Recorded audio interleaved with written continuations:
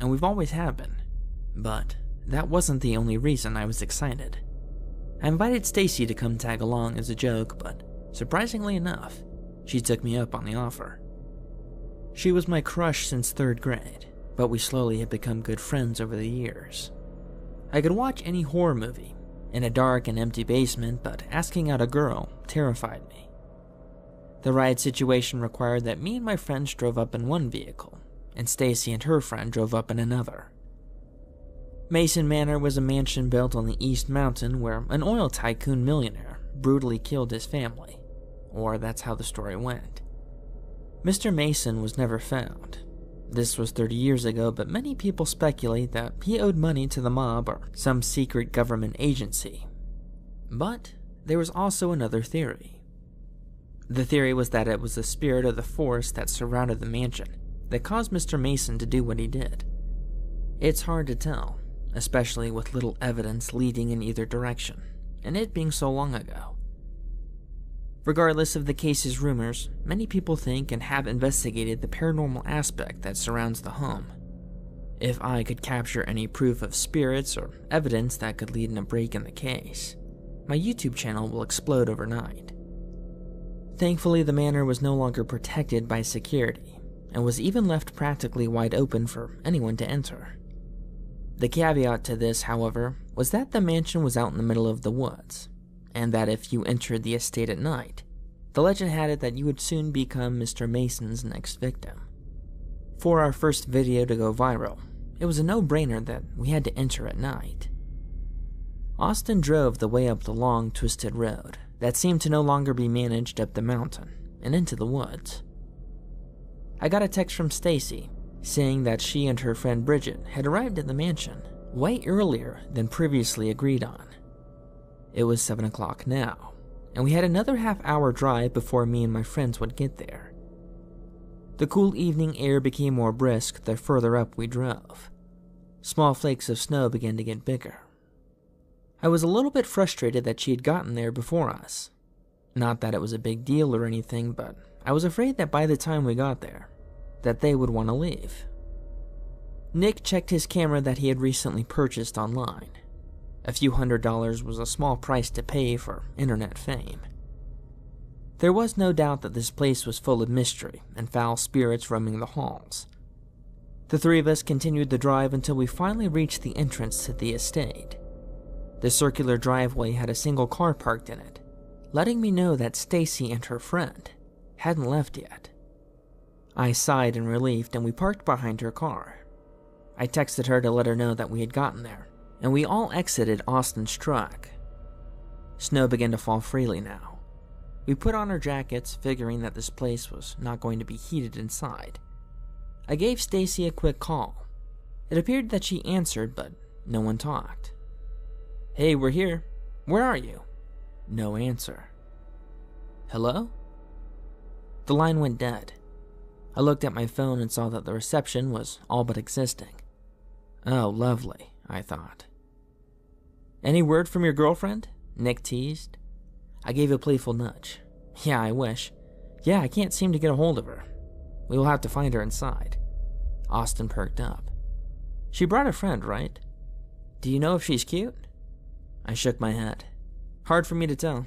I guess I'll just have to meet her." We got to the entrance and Nick began to film. I gave a brief rundown of the history of what had happened here and what we thought was going on. Nick gave me a thumbs up, letting me know that we got a good intro, and we went inside.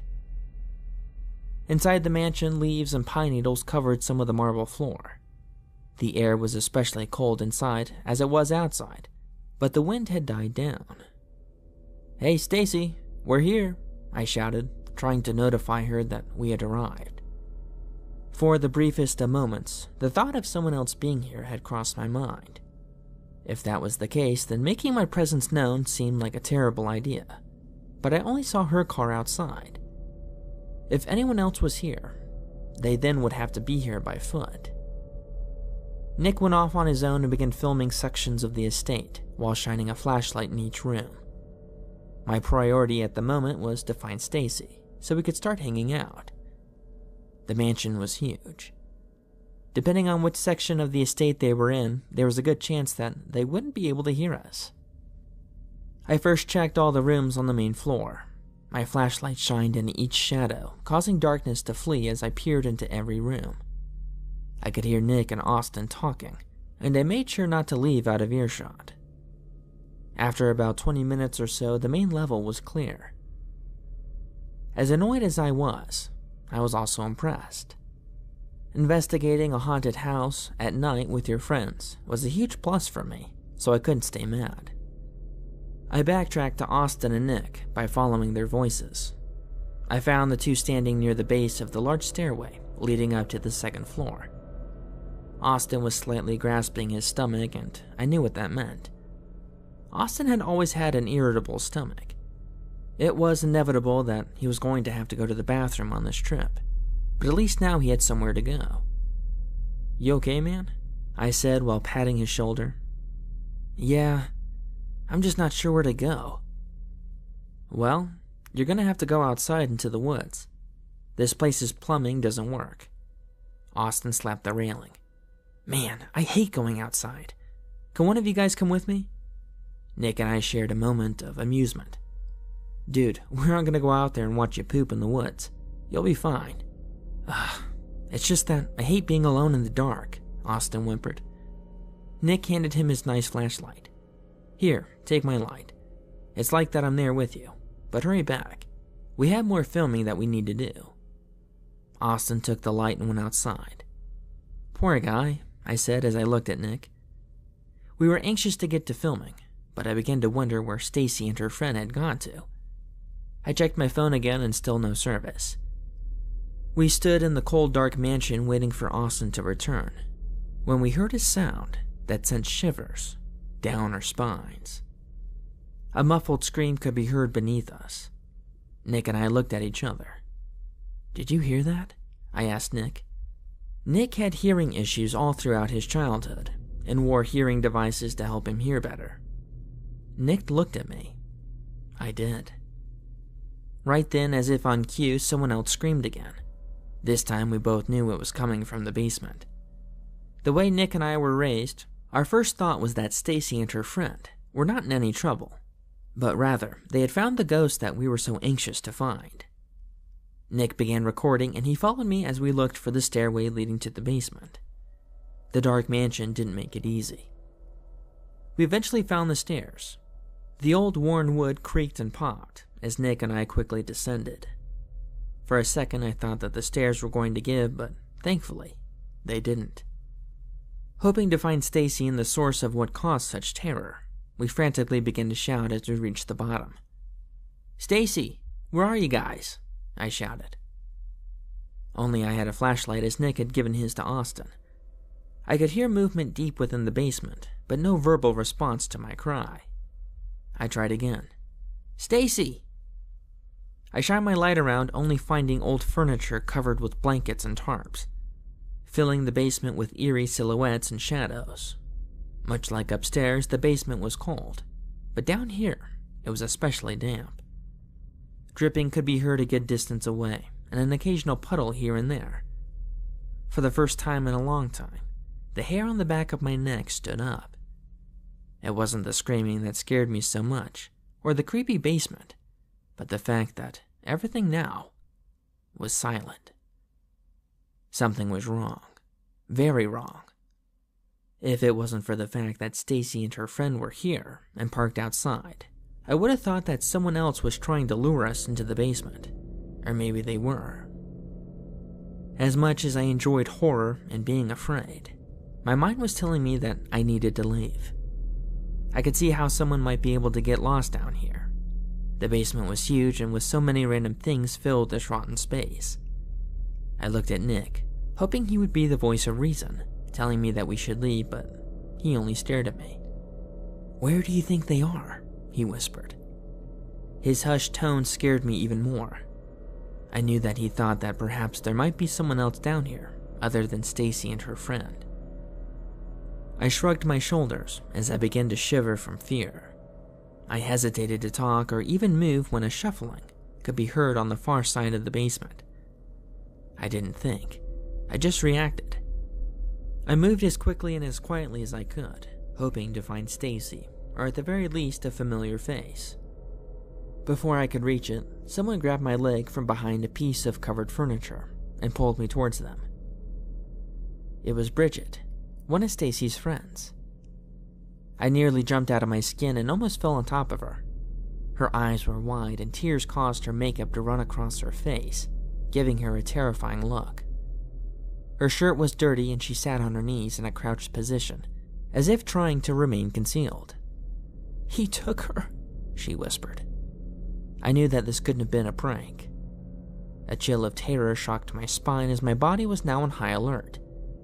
Nick had the good sense to turn off the camera and crouch with us. "What did she say?" Nick said with a look of terror that matched Bridget. "She said he took her," I repeated in a hushed tone. "Who is he?" I quietly asked. She shook her head. "I don't know. We thought you guys were playing a prank on us and he lured us down here. He took both of us down even further, but I managed to escape this far." I paused and looked at Nick. "What do you mean he took you down even further?" Genuinely confused by this. "He took us down this tunnel. There were cages. He tried to put me in a cage, but I managed to escape and scratch him. Stacy fought him off enough for me to escape. You have to believe me." She was frantic, clearly on the brink of a mental breakdown. "We have to leave now while we still can. Please take me with you." Nick began helping her up, but I stayed still. "Dude, you heard her. We have to leave." I shook my head softly. "I'm not leaving Stacy here alone with some freak. I have to try to help." Nick and Bridget looked at me as if I was crazy, and I probably was. "There's no way you can take him on. There's something wrong with him. The man that took Stacy, he's not normal. He's some kind of man-thing." Bridget was trying to plead her case, making the culprit seem some kind of monster, but I figured this was only due to shock. "I'll manage," I reassured, picking up a rusted pipe that laid on the ground near a pile of trash. "How about this? I'll get Bridget back to her car and I'll come back for you. How does that sound?" Nick reassured. Nick was never this brave, but he was loyal. Loyalty was his fault. I knew that this terrified him much how I felt about this, but he knew that I wasn't going to give up on the one girl that I'd ever cared about. He wasn't perfect, but he knew when to be a good brother. I nodded. Bridget took out her phone and turned on the flashlight, and the two made their way out of the basement. I continued with the pipe in hand, looking for this tunnel. It took me longer than I thought, but sure enough, I found a hand-dug tunnel in the side of the basement. The tunnel had rough edges. Old frayed wires hung from the ceiling but no longer worked. The tunnel had a slight slope heading downwards. I looked into the dark abyss while shining my light inside, hoping to see anything to help me get her back. A pit in my stomach began to grow as my mind was screaming at me to not do this. But I was determined. Nothing was going to stop me. Not my mind, not some creepy guy that dug this tunnel. Nothing. I entered slowly, making sure I knew what was ahead of me. The tunnel was crudely made, but something about this made sense when Bridget referred to the man that took her as this thing. It was like some wild beast had burrowed its way down. The tunnel eventually turned, and a soft glow could be seen ahead. I tried to calm my breathing, but I felt like I couldn't get enough air. I could hear muffled sounds up ahead, and I knew I was about to come face to face with a real problem. My grip tightened on the pipe as I knew that I had to hit and hit hard, or else I would be the next victim. I turned the corner to see a candlelit opening and several cages inside. I could see a person in one of them. I silently shuffled over and saw that it was Stacy. Her hair was frayed and matted. Bruises covered her arm and small cuts could be seen on her face. She was staring in the opposite direction where the tunnel continued. I quickly walked over and put my finger to my lips, shushing her so as to not alarm whoever had done this. She saw me and her eyes widened. She then said something that almost stopped me in my tracks. "Ryan," she whimpered, "you have to get me out of here. He's going to eat me." I looked at the cage and saw that it was locked in place by an old rusted combination lock. I jiggled it a few times and quickly realized what I had to do. 2 quick but loud hits caused the lock to explode into pieces, and I unlocked Stacy from her cage. A sound deep within the other tunnel began to grow louder, as I knew I had alerted the attacker. She quickly exited the cage and we made a break for it. She was slow, and I could tell that she had been injured, causing her pace to be that of a quick walk. Whatever was behind us was surely going to catch us. I made a quick glance back before turning the corner, and saw the gruesomest of creatures to have ever walked the earth. Whatever it wasn't human, that was for sure. The height of the beast was unreal, so much so that it had to crawl on all fours to make its way through the tunnel. I couldn't make out much details aside from that it wore no clothes, and it was incredibly pale. I shoved Stacy along, realizing that death was only a few paces behind us. We exited the tunnel and entered the basement. The beast's breath was right behind me. I turned to swing the pipe, but was met with an incredible amount of force, knocking me over and causing me to drop my flashlight.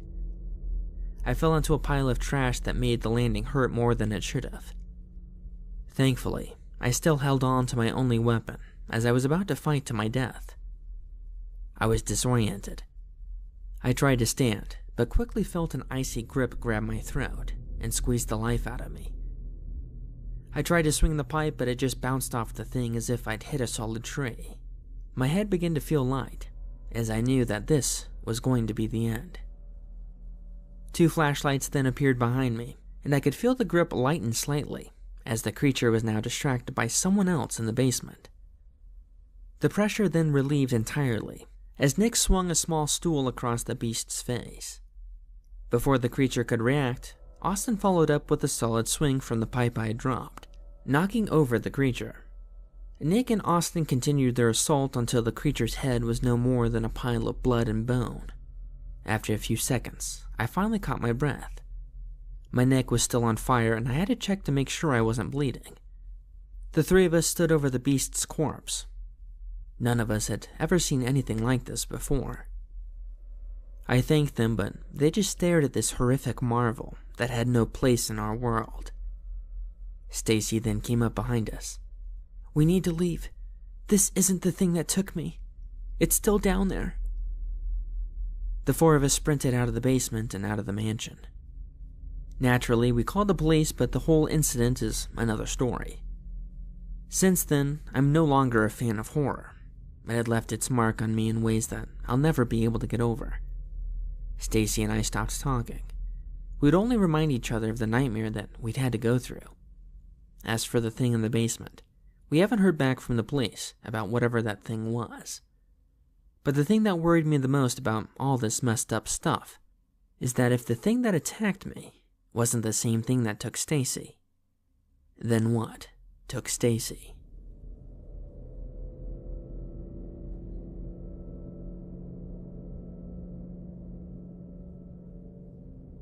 The house in the cornfield.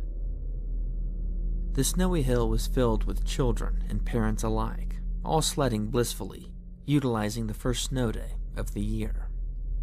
Jacob had never experienced snow like this before, at least in any way as memorable as this. Jacob had moved from South Carolina. Quite the cultural difference, sure, but still being in middle school, he wasn't exactly partial to the South. The snow was fresh and still falling at a considerable rate that you could expect the next couple of days off from school. It was an early snowfall, at least for Davis County.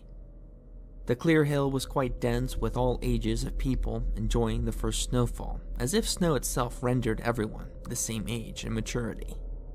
It didn't take long for Jacob to find his handful of friends he had made since the beginning of the school year. Since Jacob's parents were separated, and his mother would be working all day, he knew that he had virtually no curfew. After spending a good portion of the day, the hill slowly diminished of people. The bareness of the hill made the once fun and exciting place to be more somber and isolating. The woods that surrounded both sides seemed to become darker. Despite Jacob being with his friends, he now became aware of the time, not that he needed to get back, but that the shadows of the woods began to creep across the hill. The sun was still up, and would be for the next couple of hours, but Jacob and his friends quickly realized that they were the last ones on the hill. Stories of kidnappers and gruesome serial killers that frequented the dark woods surrounding them caused their snow day to become short. If anything were to happen to these boys, no one would know about it for quite some time. "It's getting kind of late. I'm soaking wet," Ethan said while glancing around the empty hill. "Same time tomorrow? Assuming that school is still canceled." Jacob nodded his head. He was glad someone said something since he didn't want to be the first to end such a great time. The small group of boys did one last run before all meeting up at the bottom of the hill and going their separate ways. Ethan and his brother Jason went their separate ways from the rest of the boys, since they lived on the other side of town. Jacob, Gary, and Trevor began the cold walk alongside the woods, which bordered some kind of abandoned cornfield of some kind. After 5 minutes of walking, Trevor pitched the idea that there was a shortcut in the cornfield that would take about 15 minutes off their walk back to the main road. Jacob had seen the cornfield when he was walking to the hill earlier that day. The brown and black stalks of corn stood at a height that made visibility quite difficult, especially at their preteen sizes. But thankfully, the field was clearly not taken care of. The once perfect field of road corn was now slowly losing the crop that once grew here. Getting lost in the field was possible, but not likely.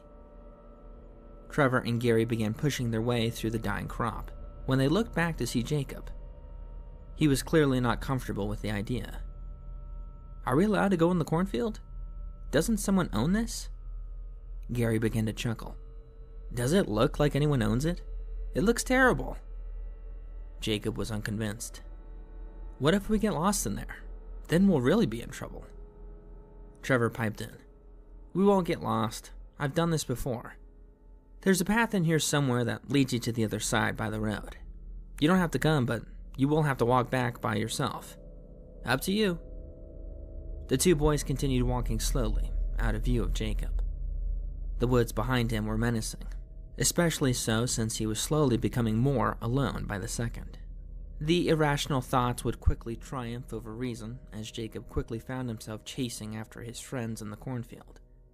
Thankfully, he didn't have to go too far to find them. Worst case scenario, he could simply follow the footprints in the snow to find them, but he didn't have to. The young boys chuckled through their wet scarves as they knew Jacob was too afraid to be alone. The three continued together, trudging through the snow and toppled corn stalks that filled the field. About halfway through the field, a small clearing emerged, revealing to the surprise of all the young boys, an old and decrepit 2-story home, quietly gathering snow. "Whoa. This wasn't here before," Trevor mumbled. Trevor was telling the truth when he had said he had crossed the field many times, but in none of his instances of taking the shortcut had he ever come across the home. Gary and Jacob were silent, taking in the hideous form that neglect inflicted upon the exterior wood of the house. The clearing wasn't terribly large, just enough to imprison the strange structure within it. It was a home for sure, but there was no road or path leading to this bizarre destination, and the building itself emitted no light, only darkness. Thick clouds of snow began to swell in the sky, shading the dimming sun even more so. The three boys silently agreed that this might have been something fun to investigate, perhaps with an older brother or on a warm summer day, but right now, this place was dreadful. A place that surely must have held terrors and pain. A serial killer's hideout, no doubt. None of the boys even suggested entering. The excuse of being late in the day or being too cold didn't even have to arise, as they all walked past the house.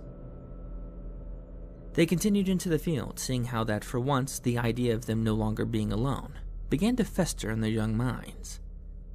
They had a couple of hours of daylight left, so panic didn't initially find them when they were not able to find the other side of the field. The stalks were too tall, shrouding any possibility of peering over to find a hint out of this unintended maze. Rather than fear or anxiety, Frustration kept the boys company as they wandered aimlessly in the cornfield. The shortcut, which should have taken maybe 10 minutes in its entirety, was now almost an hour in, effectively removing this path from the title of being a shortcut. Thankfully, the boys were smart, at least when it came to problem solving.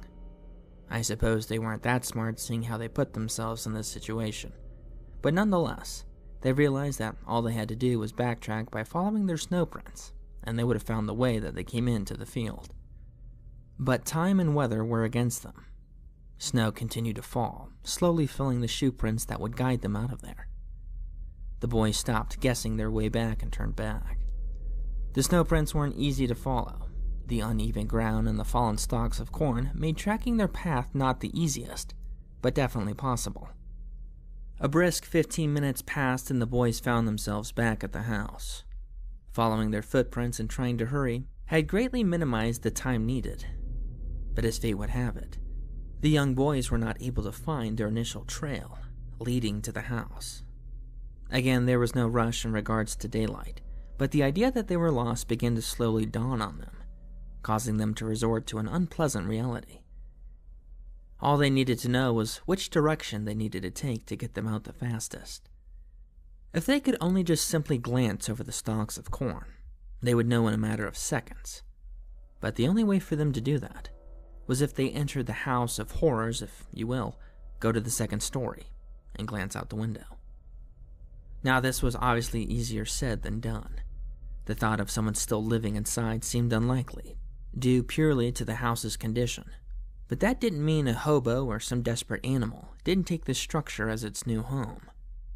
The three considered drawing straws, but that idea was pointless seeing how whoever was going to go inside would be too scared to do so alone. The boys realized that if they wanted to get out of this field, then they would all need to go inside to do so. The front of the house looked empty. The bottom level windows had been boarded and what remained of the front door appeared to be chained. A sigh of relief came across the boys, as they could say with a probability that no one was inside. But this did make their plan more difficult, seeing how they needed a way in. The boys quickly circled the house. Gary, who was on the back side, shouted, "Guys, come here! I think I have something." Jacob and Trevor quickly sprinted and saw Gary trying to lift a storm cellar door, but was struggling with the weight. A heavy chunk of ice and snow made the door 3 times as heavy. With the help of the other boys, they were able to open the door and peer inside. A dark set of stairs led them into a dark basement. The three looked at each other as they slowly went inside. Thankfully, the stairs didn't go too deep, but the sun was on the wrong side of the house to properly illuminate the basement fully. Inside the basement was a treasure trove of junk and other miscellaneous items that served no real purpose, but to young boys, this was a jackpot. Old farming equipment laid on the floor and sides of the walls, while a particular item laid in a cleared area, in front of a strange metal door. Gary and Trevor were preoccupied with picking out what they wanted to take, that they didn't notice Jacob walking over to the metal door. The metal door looked as if it didn't belong in the house. If anything, it looked like a bank vault. But that's not what caught Jacob's attention. Laying in front of the door, as if it was watching it, was a skull. Not any ordinary skull, but one with twisted and dark bone. It didn't appear to be human, at least to Jacob, but surely this was some kind of creature he was unfamiliar with. He was drawn to it mainly out of morbid curiosity. He went to pick up the item, and once he touched it, his vision went black. A disembodied demon voice spoke to him. "A wretched soul touches the totem." His vision was now filled with horrors and pain, people screaming from torture and violence, a gathering in the woods of strange people wearing masks, chanting and sacrificing poor victims to a strange and dark god of the woods. A vision of a dark entity looking upon his soul with no barrier of concealment. "You are now cursed with the totem." What felt like 1,000 years of torment and agony ended up being only a few moments, as Jacob was brought back to reality. Neither Gary nor Trevor had realized what had happened.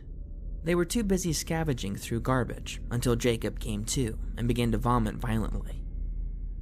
Sludge of black filth escaped his body, causing the other two boys to forget what they were doing and give attention to Jacob, who was now on his hands and knees dry heaving what little vomit remained. "You okay, bro?" Trevor said worriedly. "No, I'm not. Something's not right." Before Jacob explained what had happened, Gary saw the metal door ahead of them. "Whoa, this looks like a safe door or something. There's probably some treasure behind it." Jacob stood to his feet. "Don't touch the door." He was exhausted. He was no longer subjected to the cold of the snow, but was now sweating from every pore. "Dude, what are you holding?" The thing looked scary. Jacob looked down to see he was holding the totem's skull by its antler. Before he could get a word out, a loud slam came from the other side of the door, and a scream. The scream shook the boys except for Jacob, who was still coming to terms with what he had just experienced. The door shook its frame as rapid banging began to twist and mangle its shape. Something strong was behind it. The boys made their way out of the basement, up the stairs and up to the second floor.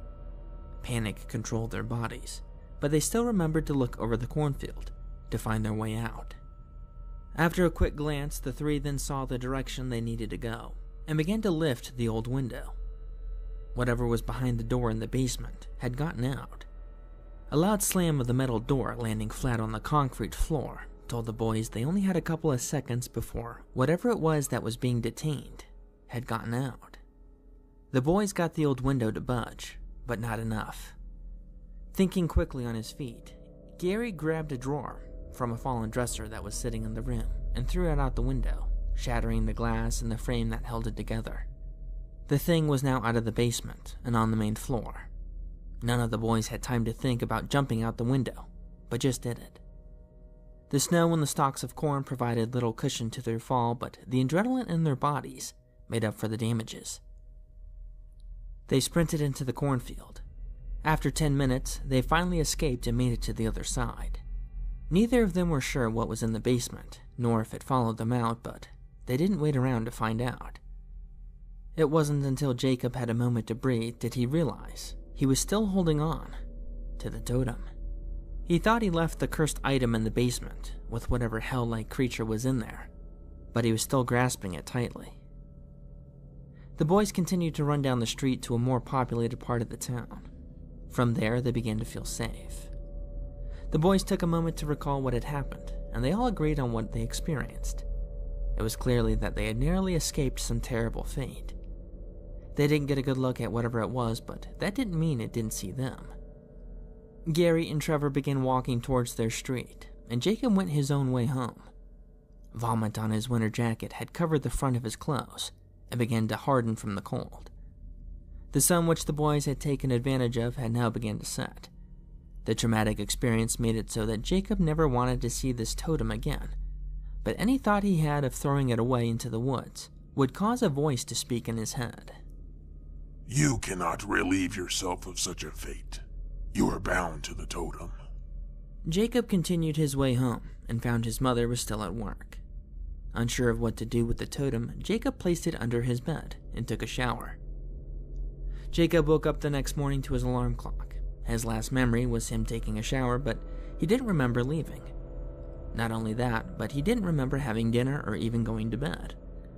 But the strange thing about all this was that he did remember his dream from last night.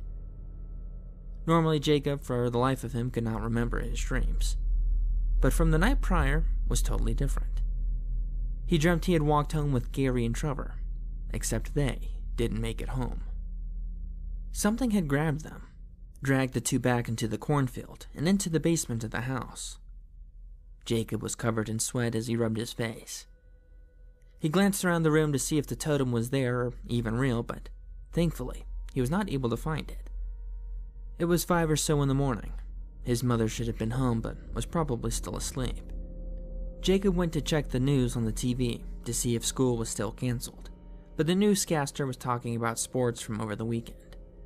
Jacob was about to make himself a bowl of cereal, but realized he wasn't hungry. Not only that, but thinking about eating anything other than meat made him nauseous. About an hour later, around 6 or so, the news finally covered the school districts that were closed. Davis County was open. Dang. This was frustrating, as no kid wants to go to school on a perfectly good snow day. But Jacob wasn't opposed to getting some social interaction. The thought of him going back to the hill or even near that cornfield was too much. It would cause him to panic and get anxious, unlike anything he had ever felt before. His mother entered the living room, rubbing the sleep out of her eyes. "You have school today, bud?" Jacob nodded. "Oh, that's too bad. Give me a minute and I'll give you a ride." Jacob was quiet the entire morning. Normally, he would interact with most kids or would answer the teacher's questions, but he was filled with anger and malice. It was around third period when something strange occurred. 2 policemen entered the classroom with Principal Roberts and asked to speak to Jacob. Jacob shot up out of his desk and walked over to the 3 men. He knew it must have been about entering that home and probably stealing things that didn't belong to them. The 4 of them walked to the principal's office, and Jacob was about to confess when the officers asked about Gary and Trevor. Jacob was stunned, but was also silent. Apparently, neither boy made it home yesterday. Jacob saw the officer's badge with the name Wilkins on it. "Now, the parents tell us that you're good friends with both the boys. I'm guessed that you were with them sledding on that hill like every other child. Did anything strange happen?" Jacob was afraid.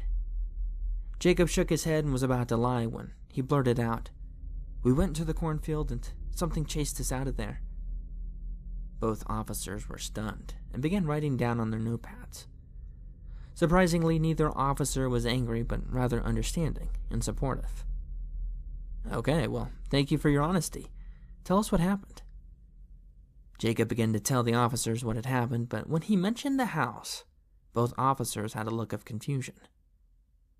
"Wait, there's a house in that cornfield? You sure? It wasn't a shed or anything?" "No, it was a house. We had to go inside to see which direction we needed to go to get out of that field." The officers continued writing. "Are we talking about the same sledding hill? The one on the other side of town?" "I'm not sure," said Jacob. "I'm new here. I don't know of any other hill in town." "Well, the reason we ask is that specific cornfield had been abandoned since the 80s. There was a farm there, but it burned down. Now the reason we're worried is because..." The officer stopped. "You know what? Forget it. Thanks for your honesty. You may go." Jacob was not able to focus the rest of the day. Both his friends were missing, and he had a sickening feeling that he had something to do with it. However, he was thankful. The voices in his head and the totem were no longer around. The day dragged on, and school eventually let out. On the way home, he couldn't stop thinking about what the officer was trying to say before he had stopped himself. What was he going to say? The bus arrived on his street, and he got off. His body was sore from yesterday, but the cold air took his mind off of it. Jacob reached the driveway to his house when he had noticed the front door to his house was open. His mother's car was not in the driveway, so this concerned him. Jacob had no cell phone, so calling the police would require him to go to a neighbor's house or to go inside. With how everything was recently, with not only this encounter from yesterday, but his friends going missing, he decided to ask his neighbors. Thankfully, Mrs. Wilson was home. Jacob called the police and told them that someone had broken into his house. Surprisingly enough, the same 2 officers from the school happened to arrive at his house. "Jacob, right?" Officer Wilkins said. "We checked out that cornfield earlier today. Couldn't find anything." Jacob was silent. "So, what's going on here? Someone broke in?" Jacob nodded. "Well, that was smart of you to call us rather than entering your own home. Can't be too careful. Hang tight while we go inside." Both officers drew their weapons and entered the home. Jacob waited outside by their cruiser, unsure of who or what they would find. To his surprise, the officers were not quick. In fact, other officers arrived on the scene before he saw those 2 again. Eventually, Jacob's mother caught wind that the police were at her house and left work early. The original officers eventually came out some time later and requested both the mother and Jacob come with them down to the station for questioning. Jacob's mother was not pleased by this. "Why do you need us to go to the station? What's going on here?" The officers tried to calm her down, but to no avail. "Something happened inside, and you guys are no longer safe here. We need you to come back to the station, and from there we can brief you on what's going on." Jacob and his mother finally agreed, and drove down to the station with the officers. It was dark out, roughly 8 o'clock. The snow began to pick up again. Once outside the station, police finally shared what they had found inside. Firstly, the house itself was destroyed, as if someone purposely vandalized the house, but also in a way that someone was looking for something. But that wasn't the concerning part.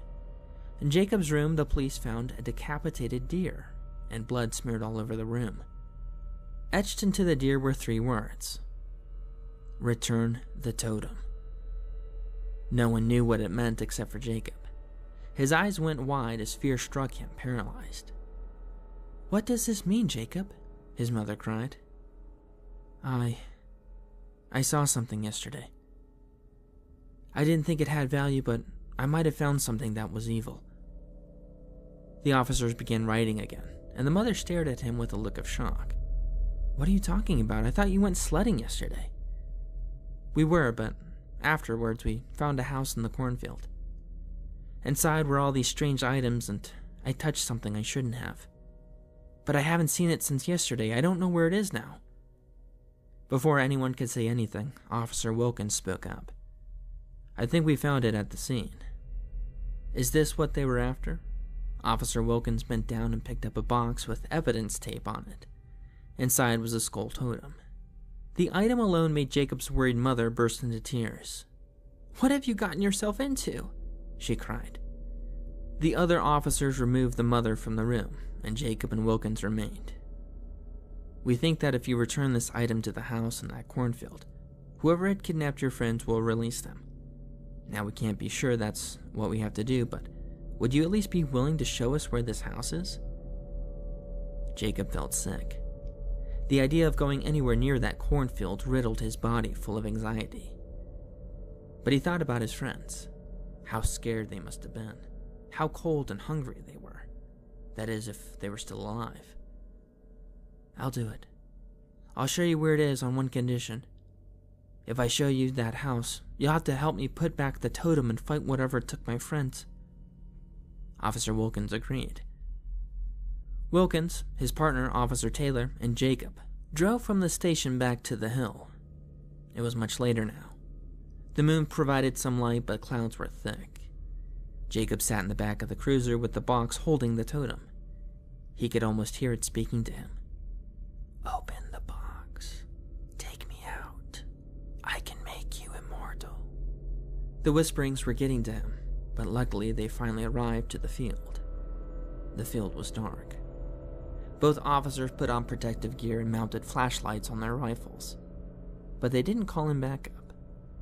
Taking a young boy to a potential kidnapper's house in the middle of nowhere was completely against regulation, but they were desperate at this point. This was a time-sensitive situation. If they were lucky, they would be able to save the other 2 boys and take down the sick freak that would have for sure killed them. Jacob exited the cruiser holding the box. His breath warmed his face as the bitter night air howled in the distance.